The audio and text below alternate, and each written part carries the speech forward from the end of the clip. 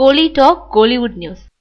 சரத்குமார், ராதாரவி, சந்திரசேகர் மேல நடவடிக்கை எடுக்க கோரி ஹைகோர்ட்ல நாசர் வழக்கு. நடிகர் சங்கத்துல முறைகேட்டில் ஈடுபட்ட சரத்குமார், ராதாரவி, வாகை சந்திரசேகர் ஆகியோர் மேல நடவடிக்கை எடுக்கணும்னு வலியுறுத்தி தென்னிந்திய நடிகர் சங்க தலைவர் நாசர் சென்னை ஹைகோர்ட்ல மனு தாக்கல் செஞ்சிருக்காரு. 2006 முதல் 2015 ஆண்டு வரைக்கும் தென்னிந்திய நடிகர் சங்கத்தோட தலைவரா இருந்தவர் சரத்குமார்.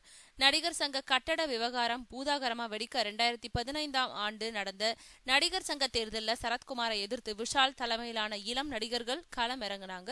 இதுல விஷாலோட பாண்டவர் அணியினர் தேர்தலில் அமோக வெற்றி பெற்று நடிகர் சங்க பொறுப்பை கைப்பற்றினாங்க.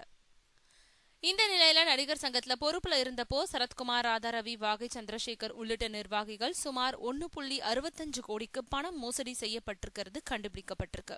இதையடுத்து அவங்க மேல நடவடிக்கை எடுக்க தீர்மானமும் நிறைவேற்றப்பட்டது. தொடர்ந்து கடந்த மார்ச் மாதம் அவங்க மேல நடவடிக்கை எடுக்க கோரி சென்னை போலீஸ் கமிஷனர் கிட்ட புகார் கொடுக்கப்பட்டது. ஆனா இந்த புகார் தொடர்பா இதுவரைக்கும் எந்த நடவடிக்கையும் எடுக்கப்படலன்னு சொல்லப்படுது.